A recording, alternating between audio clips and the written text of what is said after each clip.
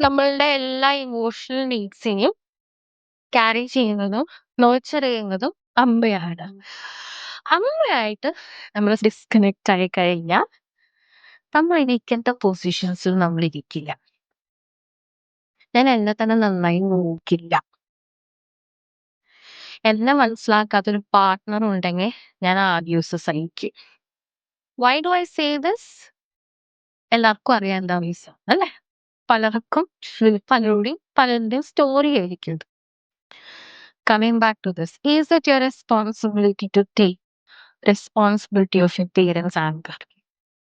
നമ്മൾ എന്ന് നമ്മുടെ അമ്മയുടെയോ അച്ഛന്റെയോ ആങ്കർ ക്യാരി ചെയ്യുന്നുണ്ടെങ്കിൽ ഓർത്തിരുന്നോ, യു ആർ ജഡ്ജിങ് ദം. അമ്മയുടെയാണ് ക്യാരി ചെയ്യണമെങ്കിൽ you are judging your mother that she is weak. അച്ഛന്റെ ആങ്കറാണ് ക്യാരി ചെയ്യണമെങ്കിൽ അച്ഛനെ നിങ്ങൾ ജഡ്ജ് ചെയ്യുക.